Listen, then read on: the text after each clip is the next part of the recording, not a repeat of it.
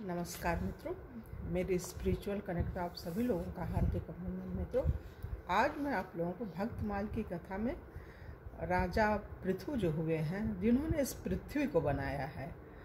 पृथ्वी क्या पहले बड़ी उबड़ खाबड़ सी अव्यवस्थित थी, उसको व्यवस्थित करके मानव के रहने योग्य उन्होंने बनाया। और वो भगवान के ही अवतार हैं, भगवान नारायण के ही एक अवतार के रूप में जाने जाते हैं। तो उनके बारे में बता रही हूँ, तो उसको ध्यान से सुनिए। और उससे पूर्व मित्रों एक अनुरोध है आप लोगों से, मेरा स्पिरिचुअल कनेक्ट है, यदि आप लोगों ने इसे सब्सक्राइब ना किया हो तो सब्सक्राइब कर लीजिए और ज़्यादा से ज़्यादा लोगों को शेयर भी कीजिए मित्रों, और लाइक भी कीजिए। तो चलिए हम लोग शुरू करते हैं महाराज पृथु के बारे में। श्री पृथु जी के अवतार की कथा ध्यान से सुनिए मित्रों। महाराज अंग की पत्नी सुनीता, जो साक्षात मृत्यु की कन्या थी, उससे वेन नामक पुत्र हुआ, जो अपने नाना मृत्यु के स्वभाव का अनुसरण करने के कारण अत्यंत क्रूर मतलब अच्छा काम नहीं करने वाला व्यक्ति था वो, जो वेन था। फलस्वरूप उसकी दुष्टता से उद्विग्न होकर, दुखी होकर राजर्षि अंग नगर छोड़कर चले गए। राजा के अभाव में राज्य में अराजकता न फैल जाए, इसलिए ऋषियों ने और कोई उपाय न देखकर वेन को अयोग्य होने पर भी राजपद पर अभिषिक्त कर दिया, मतलब बैठा दिया। नहीं से तो कुछ अच्छा, बगैर राजा के तो राज्य का संचालन कौन करेगा देश का। तो उन्होंने अयोग्य को ही बैठा दिया। स्वभाव से क्रूर, ऐश्वर्य पाकर अत्यंत उन्मत्त, विवेक शून्य वेन जब धर्म एवं धर्मात्मा पुरुषों को विनष्ट करने पर तुल गया और ऋषियों के समझाने पर भी समझना तो दूर रहा, उल्टे उनकी अवहेलना ही की। तब क्षुब्ध ऋषियों ने क्रोध करके होंकार मात से वेन को मार डाला। परंतु कोई राजा नहीं होने के कारण लोक में लुटेरों के द्वारा प्रजा को बहुत कष्ट होने लगा। यह देखकर ऋषियों ने ही वेन के शरीर का मंथन किया। प्रथम जांघ का मंथन किया तो उसमें से एक बौना पुरुष कुरु काला कलूटा उत्पन्न हुआ। और जब उसने पूछा कि मैं क्या करूं, तो ऋषियों ने कहा, निषीद, बैठ जा। निषेध का मतलब बैठ जा। इसी से वह निषाद कहलाया। फिर वेन की भुजाओं का मंथन किया तो एक स्त्री पुरुष का जोड़ा प्रकट हुआ। ऋषियों ने पुरुष को पृथु नाम से एवं स्त्री को अर्ची नाम से संबोधित किया। मतलब वेन के मंथन से ही पृथु और अर्ची का वो हुआ है, उत्पत्ति हुई है उनकी मुर्दा, वो उसको उन्होंने मत कर। ऋषियों में अद्भुत क्षमता तो होती है। ऋषि ब्राह्मणों को श्री पृथु जी के हाथ में बिना किसी रेखा से कटा हुआ चक्र का एक एवं पाँव में कमल का चिन्ह देकर बड़ा हर्ष हुआ। ये सुनिए, ऋषि ब्राह्मणों को श्री पृथु जी के हाथ में बिना किसी रेखा से कटा हुआ चक्र का एवं पाँव में कमल का चिन्ह देकर बड़ा हर्ष हुआ कि पृथु के रूप में साक्षात श्रीहरि अंश ने ही संसार की रक्षा के लिए अवतार लिया है। ये देखिए कितनी अद्भुत चीज़ है। और अर्ची के रूप में निरंतर भगवान की सेवा में रहने वाली श्री लक्ष्मी जी ये प्रकट हुई हैं।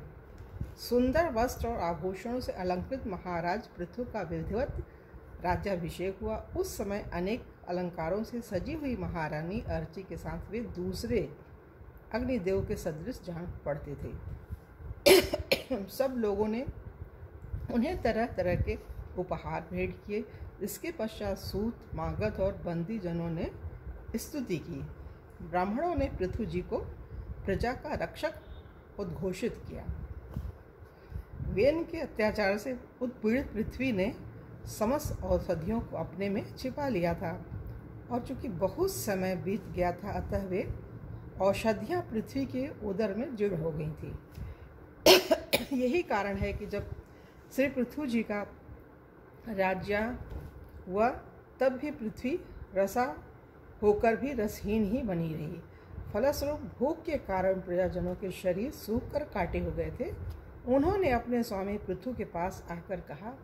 तब पृथु जी ने क्रोध में भर कर पृथ्वी को लक्ष्य कर बाण चलाया। पृथ्वी प्रथम तो डर कर गोरूप धारण कर भागी, परंतु कहीं भी बचाव न देखकर पृथ्वी जी की शरण में आ गई। तब पृथु जी ने पृथ्वी के संकेत से गोरूप धारिणी पृथ्वी का दोहन किया, जिससे पुनः सभी अन्न और औषधियाँ प्रकट हो गईं। प्रजा सुख चैन से रहने लगी। परम धर्मात्मा श्री पृथु जी ने 100 अश्वमेध यज्ञ करने का संकल्प कर 99 यज्ञ पूर्ण होने पर जब 100वें अश्वमेध यज्ञ का प्रारंभ किया तो इंद्र ने अपना सिंहासन छीने जाने के भय से बहुत विघ्न किया।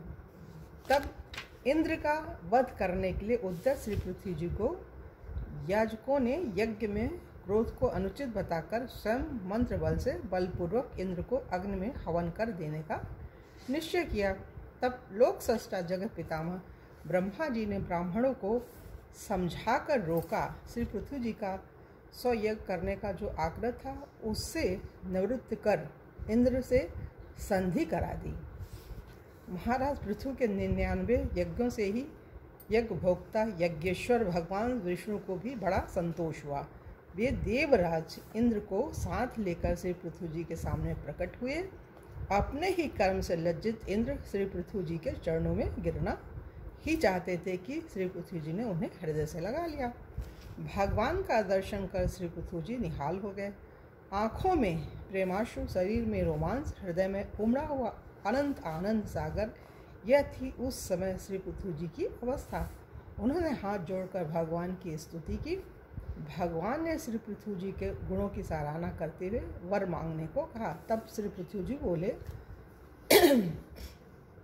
मुझे तो उस मोक्ष पद की इच्छा नहीं है जिसमें महापुरुषों के हृदय से उनके मुख द्वारा निकला हुआ आपके चरण कमलों का मकरंद नहीं है, जहाँ आपकी कीर्ति कथा सुनने का सुख नहीं मिलता है। इसीलिए मेरी तो यही प्रार्थना है कि आप मुझे 10,000 कान दे दीजिए।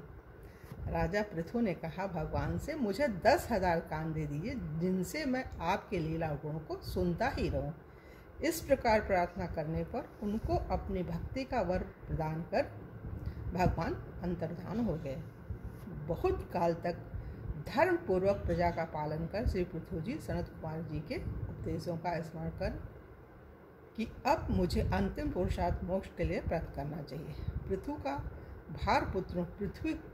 का भार पुत्रों को सौंपकर अपनी पत्नी सहित तपोवन को चलेगा और वहां जाकर भगवान सनत कुमार ने जिस परमोत्कृष्ट अध्यात्म योग की शिक्षा दी थी उसी के अनुसार पुरुषोत्तम श्रीहरि की आराधना करने लगे और अंत में भगवान के श्री चरण कमलों का चिंतन करते हुए ब्रह्म स्वरूप में लीन हो गए।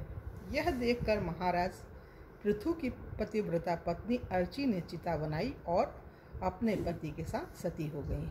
परम साध्वी अर्ची को इस प्रकार अपने पति वीरवर पृथु का अनुगमन करते देख सहस्त्रों वरदायिनी देवियों ने अपने अपने पतियों के साथ उनकी स्तुति की। वहाँ देवताओं के बाजे बजने लगे। देवांगनाओं ने पुष्टि वृष्टि की। तो इस प्रकार मित्रों उनका ये पूरा हो रहा है राजा पृथु का ये। और कल की वीडियो में आप लोगों से पुनः किसी दूसरे भक्त के बारे में बात करेंगे मित्रों। तब तक के लिए जय हिंद, जय भारत। ओम शांति, ओम शांति, ओम शांति।